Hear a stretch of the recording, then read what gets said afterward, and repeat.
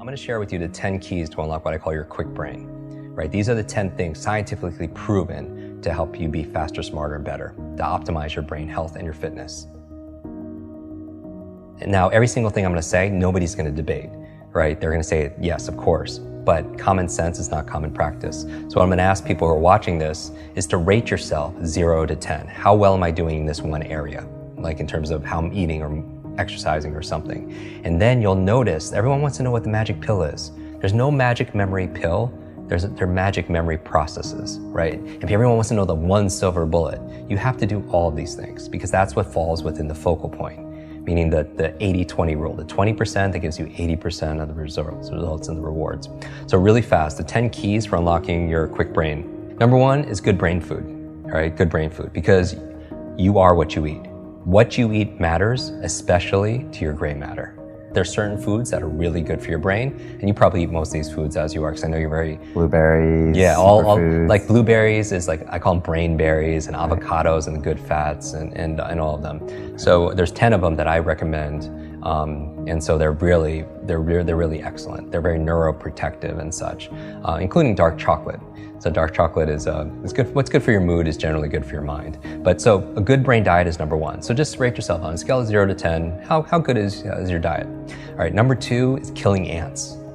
Automatic negative thoughts, your self-talk. And so what I would recommend people, 0 to 10, how's that feel? How well are you doing? And not only that, but maybe going on a little fast or a cleanse. Like we cleanse the food we eat and things we put in our body, but what about the thoughts that we're putting in our body? Try to do 30 days of no negative thoughts. I mean, yeah, one day, or not complaining or something right, like no that. Complaining challenge, because it's just, again, people get so addicted to these things like complaining, and whatever you're rehearsing, you're literally rewiring your brain to get more of that. It's not law of attraction. There's a law of action that's going on. That makes it, because all behavior is belief driven.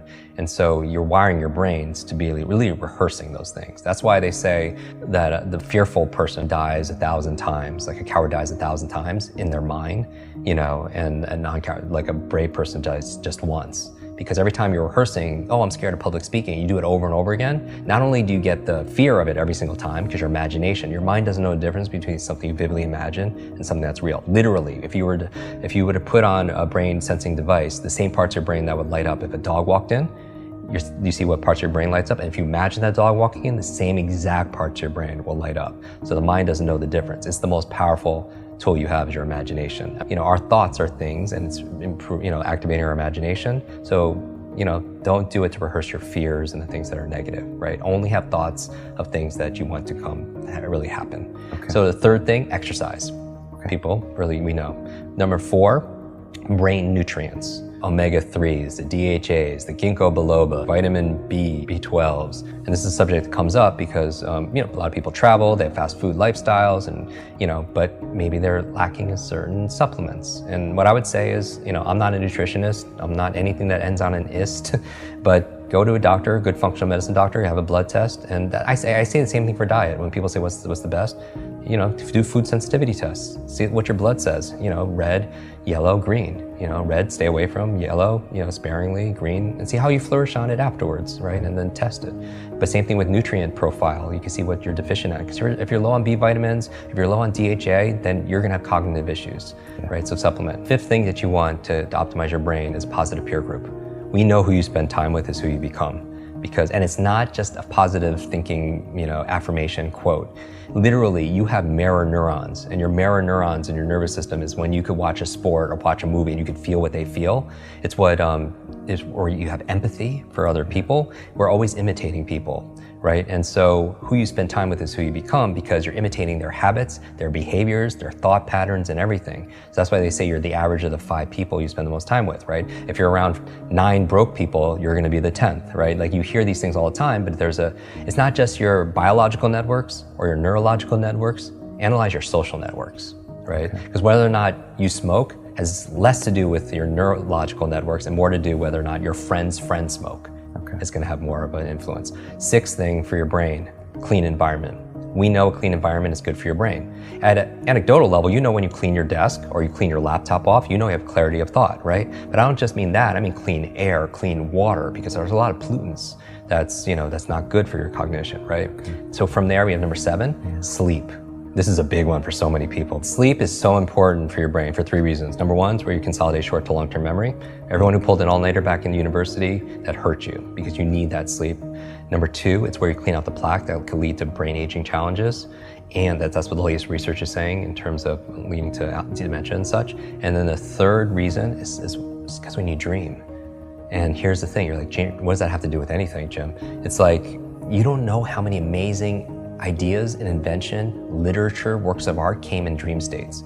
Like, did you know, like I mentioned Mary Shelley, here in London, Frankenstein came to her in a dream.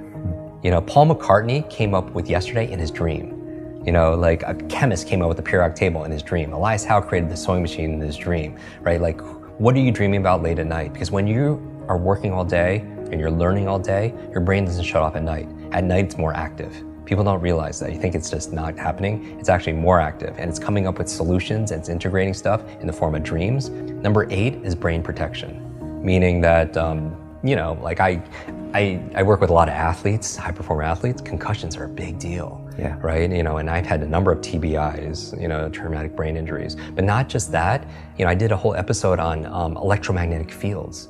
Like, people don't realize that like our smart devices, like our brains didn't really evolve to have like all this electricity like right by our brains, And I read recently that 90% of kids sleep with their phones underneath their pillows. I mean, who knows the effect that's having? So better avoid it. Protect your brain. Okay. Wear a helmet. And then finally, 9 and 10, ninth key to keeping your brain alive is new learnings, right? The neurogenesis and neuroplasticity means neurogenesis, you could create new brain cells the day you die. Science never thought that. Neuroplasticity is saying you could create new connections. The way to improve neurogenesis, neuroplasticity, 2 things: novelty and nutrition. Okay. Just like when you're an athlete, just like training your body, you give it novelty or stimulus, and then you feed it with nutrition, right? And so that's how you build your mental muscles too. Finally, number 10, stress management. Stress management, meaning people don't realize it because it's invisible, but it's like you don't realize how much stress you're under until you're on vacation or you're getting a massage. You don't realize because it's all there all the time. It's like the fish that they don't see the water because it's there all the time. So what are we doing to cope? Meditation, relaxation, massage, yoga, whatever it is that gets us stressed.